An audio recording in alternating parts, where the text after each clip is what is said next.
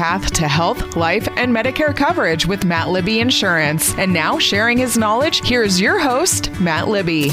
All right, good morning. Welcome back to Insurance Matchmaking. Got another guest today. Got guests lined up for the next few weeks. That's great. So you don't have to just listen to me. I've got Daniel Jones here. As you've heard me mention, being a veteran, I like to get veterans on my show or people doing things with veterans. So Daniel kind of checks two of those boxes. We met a few months back, and he's got a program he's working called Dust Off Ranch. And Dan, go ahead and explain how that started, maybe a brief history of how you got there. I know what dust off means, but our listeners may not. All right. Well, once again, thank you for having me here this morning. It's a pleasure to be here. Dust Off Ranch, obviously, those who do know what Dust Off is, I started off my career in the military as a ground medic and then became a flight medic, which is what I always wanted to do, and then got the opportunity of a lifetime to go to flight school, and then I became a dust off pilot for the military. For those of you who don't know, Dust Off stands for Dedicated, Unhesitating Service to Our Fighting Forces. And it's a motto that I really related to. I really enjoyed doing it because when I was in the National Guard, I was also a full-time firefighter. So being in service, it's always been something I've enjoyed doing. I did the firefighting for about 27 years, active duty and National Guard. About 34 years. I just recently went back into the National Guard because I missed the medevac mission so much. So, as my wife would say, I like to add one more thing to the plate. Yeah. But about a year and a half ago or so, talking to a fellow veteran at the gym, we found out there was a possibility that I probably flew him around in Afghanistan back in 2013. So we just started talking, and then we were like, we wish we had this for veterans, and we wish we had that for veterans. And they're like, why not us then? Why don't we? And then I got the wheels turning. I started looking into nonprofits and what we could do to help. And looking at my experiences and found out how to start a nonprofit. Didn't know a lot about them. I'm still learning. Yeah, I bet. But it's a slow process. And I was talking to another couple that started a nonprofit, and they kind of gave me some encouraging words because I'm a little impatient. I wish I could have started a year ago and had everything up and running. It took them 10 years, and they were doing something very similar. They're also here in Tennessee, but on the west side of the state. Okay. I'll give them a shout out. Dark Horse Lodge. Okay, cool. It's over by Paris, Tennessee. All right. And they said, be patient. It says it took us 10 years to finally get it built up and opened. So I will try to be patient. But little progress is better than no progress. And the whole purpose and premises for Dust Off Ranch is for veterans and first responders, because I did both. I also worked as a EMT and a paramedic on an ambulance before getting hired on with the fire department. Is for veterans and first responders who suffer from PTSD, and who we want to be able to give them resources to help them with their spiritual, mental, and physical health. And I say those because that's what I had to use to help myself. And so we have a bunch of ideas that we brought together. We got some buy-in by counselors who want to come and help. And so once we finally get open, we are looking at giving them a chance to come away for a couple days, take a break, and we can kind of go over things with them and teaching them spiritual fitness, mental fitness, and then physical fitness. We're also looking at having horse therapy. I'm a big believer in horse therapy because I grew up with horses and still have fond memories of my horse. And you are calling it a ranch after all. Yeah, we're going to have cattle out there too because we want to be self-sufficient. So we can also provide for the nonprofit in case we understand during hard times, sometimes donations get a little bit low. Right. But if we can be self-sufficient and be able to take that and put it back into the nonprofit, we can sustain ourselves in hard times. So we also, the property we have is about 63 to 65 acres. Every time I look on the parcels, which one I look at, it says something different. But I remember buying 63. If they want to give me 2 more acres, that's fine. But we have about 25 acres on the north side of Pfeiffer Mountain, and then about right around 40 acres in front of it, off of Highway 70. And so we want to build like hiking trails We want to put a pond in for fishing, and then we like to do a new idea, and I have to give credit to my wife for this one. And we originally thought about doing cabins on the pond, and then somebody brought up yurts. Well, I was like, I don't know what a yurt is. Yeah. When I looked it up, I was like, oh, it's just a tent. It's glamping. And then my wife's like, why don't we do, and this is for the military folk or veterans, they'll know this, a GP medium. Yeah. Or a GP large, because that's kind of nostalgic. They'll kind of relate to that. Yeah. And you just make them nice on the inside. That's a great idea. So those are some of the things we have in store and planned that we're working on. And we will get there one day. It's just going to take us some time. But we want to help out and give back to those who have sacrificed so much. And we don't see the sacrifices they make and the toll it takes on them, because being in these career fields, it's we're told, like, you got to man up, tough. Right. You don't show weakness. Well, that was one thing I was thinking when you were talking about, I'd like to see it done sooner, but I'm kind of impatient. And I think it kind of comes with the territory, because we're trained to adapt and overcome, and it is like an improvise. And then when you try to do something, and bureaucracy sucks. Yes. Just to put it mildly, no. Yes. Getting through all, but it teaches me patience. Yeah. Which is probably something part of your therapy, right? Yeah. So, but it's worth it. If we can just help one vet and one first responder, it's worth it to me. Right. And that's what I would really like to accomplish. If it takes us 10 years to get there, now it doesn't mean that throughout the process of building it up, we're coming up with ideas to get together and help vets and first responders. I've had people reach out to me asking us if we have any services yet. And the hardest thing for me to say is no. Yeah. So we did have an idea of doing, and I've talked about it on our social media, barbecues and bonfires. Yeah. Well, we would have come out there and we would start a barbecue and have a bonfire. We're talking about building a fire pit out there. Guys can just come and hang out. And then I had another, I can't remember who gave me this idea, but I can't take credit for it, because they're like, how about, just hanging out and talking over a cup of coffee? And I'm like, I never really thought much about that, but one thing I can remember, both on deployments and in the firehouse, you hang around the coffee table in the morning, you drink coffee, and you talk about the night you had before because of work. 'Cause I used to work 48-hour shifts. Right. So the next morning you get up, you're at work. If you had a bad night, you talk about it. That was like our therapy. Not thinking about it, but it was our therapy, because you could talk about it. Yeah. And I know, and especially because this happened with me, when you get out, and like when I retired from the fire department and I got out of the guard, it was like, what's the word I'm looking for? It happened right away. Yeah. I came back from deployment, and I was working full-time on the guard, finishing out my deployment. And for certain reasons, I decided I'm just going to retire from the fire department. Mm-hmm. And then 2 months later than that, I got out of the guard. And I lost my whole support group, thinking that it was my support group. Right. And then you find yourself not being able to relate to people who haven't been through your situation. And no fault to them. They don't know any better. Right. Like you said, and that's kind of the attitude. Like, they just don't know any better. Yeah, they don't. And that's why I don't fault anybody for that. But you just don't know who to talk to. Yeah. They're not going to want to hear some gory stories or things that you've been through. Like, they're going to look at you, why are you laughing about it? And it's not that we laugh. It's... Yeah, laughing's a mechanism. It is a mechanism. Yeah. It's how you kind of just try to cope. Because I think for myself, and I will not apply this to anybody else, but being a man, I'm not going to show emotion. Yeah. But laughing is an emotion that I can show. And so... we want to be able to bring veterans and first responders together. If they want to just talk, if they just want to hang out and drink coffee, that's fine. Yeah. Or anything else. Like, they want to come to the ranch and just get a break, that's fine. That's what we want to have for them. But if they want to start talking, there'll be other vets and first responders that can relate. And maybe we can start building a community for them of people they can rely on. Right. Like, hey, I'm having a bad day. Can I just talk to you? That to me would be huge. Because, and I have to pull back to my experiences and how I look at things.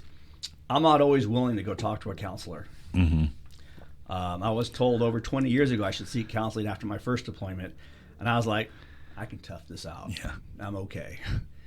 And it's different for me now because having a wife and children, I want to be at my best for them. Right. I'm their protector and provider, and I'm the example for my daughters. So one day when they grow older and, and they're dating, they know what to look for. And if I'm not a good father, right. So I started looking at, for my mental health, I need to start doing something.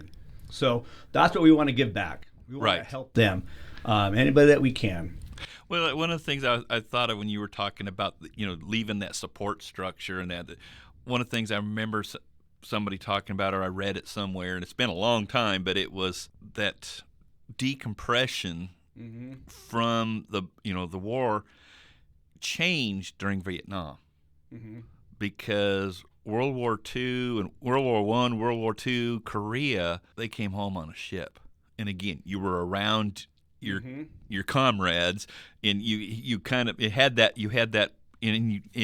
time to decompress because it took a while for that ship to get across the ocean. Vietnam, you flew home. Yeah. So they they were in it, and so in today too, it was like there's not a long period of leaving the combat theater and coming back home. And I know I was fortunate, never was in the hot spots. I was in during Desert Storm, but I didn't end up in the Middle East. And then I retired in 97, so when 9/11 hit, I was out, thought about going back in at that time, of course. But I was going somewhere with this, and then I lost my train there. You were talking about like coming back and the decompression? Yeah, well, yeah, and I was saying that we talk about culture shock. You go overseas, it's culture shock because the way they do things in Germany is not like they do it here.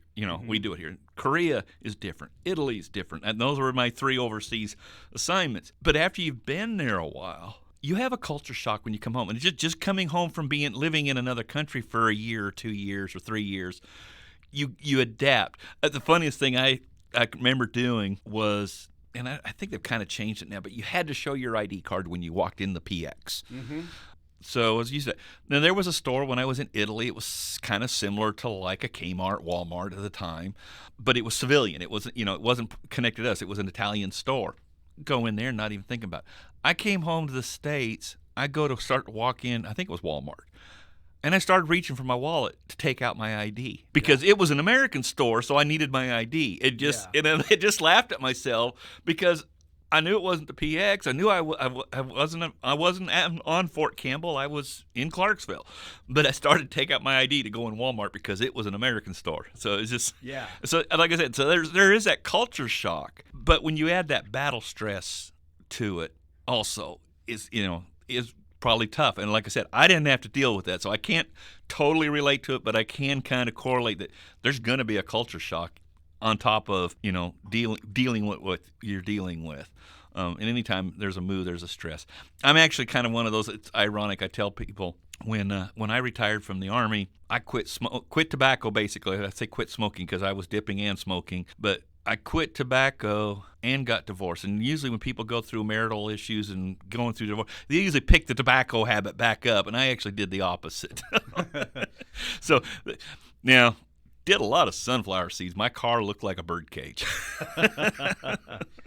But I can say it's been, not 30 years, that was 97, so about 25 years now, a little over 25 years. I still have cravings. I always say that's what my weight, because it's like in the evening, I'm always wanting something. I think I'm looking for something. It's like, that's not satisfied. That doesn't satisfy. But I don't want a cigarette. I don't want tobacco at all. So it's like I don't crave the tobacco, but there's still that craving. So I substitute with food, unfortunately. Yeah. But you mentioned, you said, passed up the break. We'll be right back. Hi, this is James Green, your local Twin Lakes security consultant. As a business owner, you juggle a lot. Worries are part of the job, but security doesn't have to be. With Twin Lakes Security, you can build a custom security package offering 24/7 protection. Our fully integrated solution simplifies monitoring and control through our mobile app. Secure your system, view live streaming videos, manage access, and regulate energy use, all with just a few clicks. Call us today for a free quote at 931-528-2005 or visit us at twinlakes.net. TN certain receipt -0026. Do you have material left over from your last completed home project? Or have you redecorated and have good quality home decor pieces that need a new home? The Upper Cumberland Habitat for Humanity Restore needs your donations now. Do yourself and your community a huge service by clearing out that clutter and making sure it'll be put to good use by those in your community who need it most. Stop by our location today at 560 South Jefferson Avenue in Cookeville and make your donations today. And now, back to Insurance Matchmaking with Matt Libby Insurance. All right, welcome back to Insurance Matchmaking. My guest, Daniel Jones with Dust Off Ranch. And just before the break, I started saying, and I realized it was time for the break. So you mentioned about, you bought 63 acres, and it's like, and you bought the 63 acres, not your nonprofit. You didn't have the nonprofit. Now, are you living on that property, or that was just property you bought because you knew you wanted to do this eventually? Well, we always wanted to live on property. Mm-hmm. And that was, I grew up on a ranch as a kid, so that's what I want to give my kids. We lucked out huge. We met a gentleman who is still a friend to this day, who, when we met at the gym, and he started asking me why I was here. Mm-hmm. And I kind of told him my job transferred me here. But we came here about 3 years ago. We really liked it. My wife was like, when I retire, this might be an area we want to come to. Yeah. Because she had her bucket list, because I made a promise to her that we're from the West Coast, and she was from Washington, and she moved to California because I grew up in a small town in California. Okay. And on a ranch. And I said, you come to California, we'll go anywhere you want when I retire. And so we had our bucket list, and this topped the list when she saw the change in seasons. Mm-hmm. So she really loves it here, which is great, and I'm glad she's happy here. But we always wanted property. So this gentleman, he asked me all these questions, and we were just talking. I thought we were just hanging out. And he's like, have you found anything? Nah, not yet. I said, I'm looking for about 10 or 20 acres. And he's like, well, would you be interested in 63? At the price of 20? Yeah. Yeah. Wow. He once he heard about what we want to do with the property, he's like, I like what you guys are doing, and we want to keep it rural. And that sounds like what you want to do. And then after getting the property, I like the peace and quiet out there. Yeah. And so, the whole thing with the veterans and Dust Off Ranch came about. And so we want to keep it very quiet and peaceful. We do want to live on the property. In fact, we are now going through the process of getting a construction loan. Uh-huh. So out of these 63 acres, we've donated 60 to the nonprofit, and we're keeping 3 for ourselves because we want to build our house out there. And in my hopes is, if we live out there, I'll be out there every day, and then I can just do stuff myself until things start ramping up. I've had lots of people volunteer to want to help me, and so I'm hoping that once I get out there, I can start doing projects. If they want to come out, they can come help. Yeah. When it comes to mending fences, fixing fences, setting up some of the infrastructure for the horses, right, stuff like that, and then other things will come in time. But if I'm there every day, I can just work on it. And so that's my goal. So we will be living on the property soon. Hopefully by this time next year is our goal. And then we can start clearing out for trails, because I've heard the gentleman who sold it to us told me about there's some trails already on the backside. So I just probably need to clean them up. Right. And so that's what I'd like to do.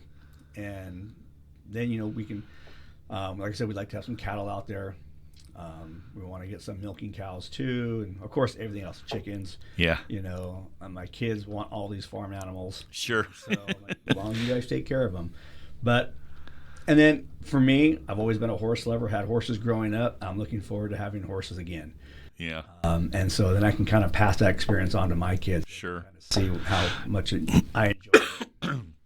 One of the things I'd thought of on that was, because I always wanted land. We ended up we're in the city limits.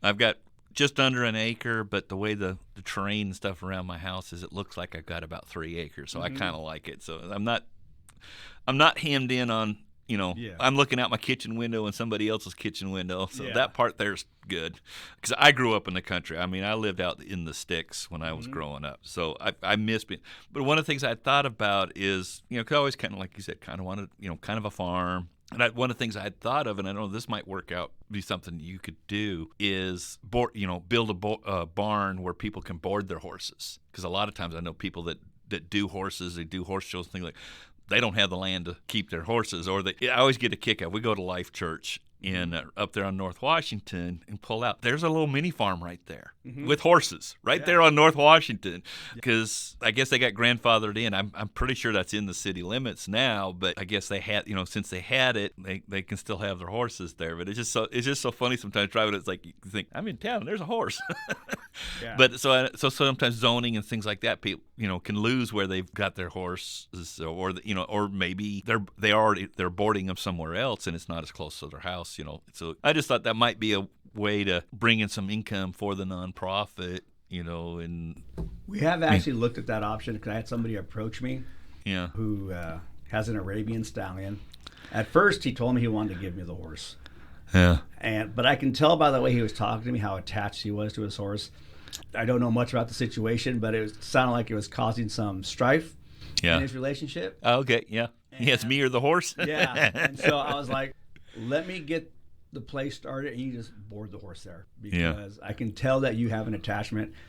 And I know my horse, and I still remember my horse. His name was Reno. My first horse was Joe. He was older, and I was a younger kid. So I had gotten us an older horse.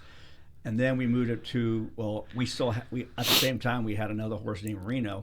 And that horse became mine as I got older, because my brother had gone away with the military and everything. And I started raising him and taking care of him and riding him. And I used to work at a summer camp, and where, I was a rodeo clown. But we would also do tricks with my horses, because still, I tell my kids I want to get a horse just like him. He knew who was on his back. He could tell stuff like when I was on his back, it was no holds barred. If we're going to run to win. He did not like being behind any other horse. Mm-hmm.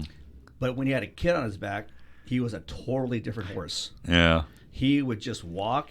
Everything was slow, methodical, because he did not want to drop that kid off his back. But so we would use him a lot for some of the rodeo tricks we would do at the summer camps. And so I always talk to my daughters about him. And so they know we want to get him Morgan, because that's the horse I had was a Morgan. And so I want to give them those experiences, because, like I said, I still think very fondly of my horse. I remember, warm summer days, they'd be laying in the field, and I would just go out there and lay on his back, hang out in the sun, and just hang out with him. Right. So that's why when he approached me about giving me his horse, I'm like, you can board him there, and you can come see him anytime you want.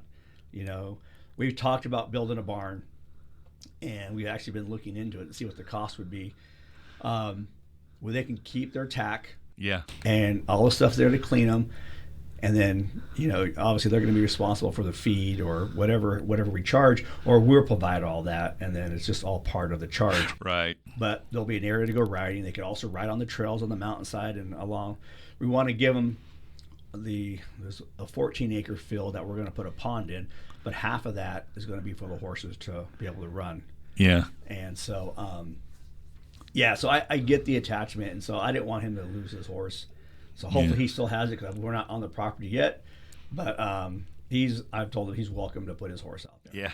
You were talking about the horse being gentle with the kid. I've seen it a couple times pop up, you're on Facebook or Instagram, and this little maybe 3-year-old leading this horse, and it's like when she stopped, the horse stopped, and when she pulled on the rein, that horse just went right with her. And, could have very easily pulled away, and it was like she was just being patient with that kid. Yeah.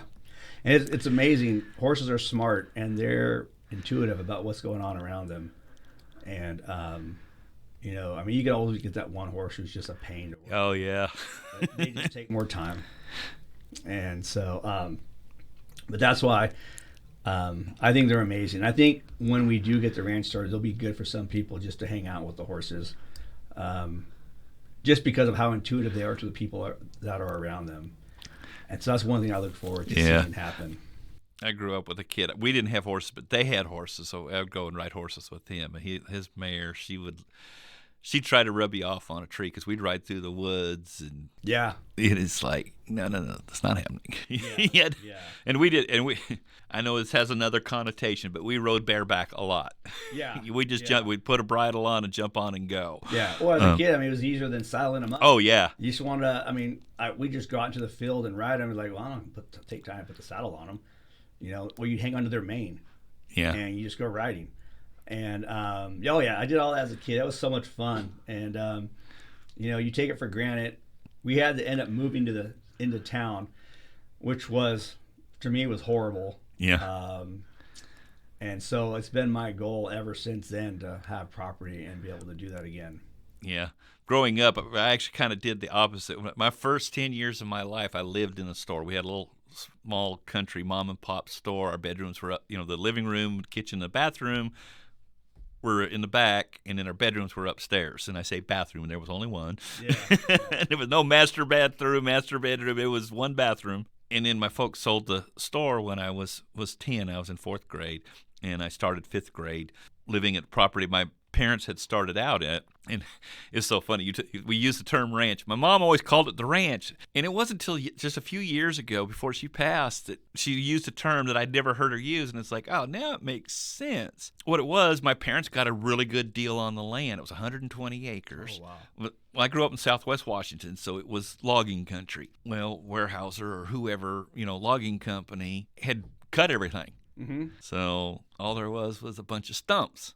And she called it her stump ranch. But I didn't hear that. I never heard that phrase until maybe 20 years ago. Oh wow! That we always called it the ranch. And our house was a ranch style with a walkout basement. So I just thought, well, maybe they called it the ranch because it was a ranch style house. And then she said about her stump ranch. It's like, that makes so much sense, but I've never heard her say that phrase before. The trees had grown back to when I was in the Army. My mom had a bunch of logging done to get money, because it'd been like 50 years, and now the trees are ready, Oh yeah. well ready to harvest. But before we run out of time, how do people get a hold of you or get with you to be able to contribute to Dust Off Ranch? They can go to our website, which is dustoffranch.org. There's a donation tab. There's a little bit of information about us and the 2 other people that are on our board. We're actually getting some more people on our board now. Oh, okay. So we'll get their information. We also have a Facebook, Instagram, and TikTok, which is, I'm not very savvy on all that. Yeah, I know what you mean there.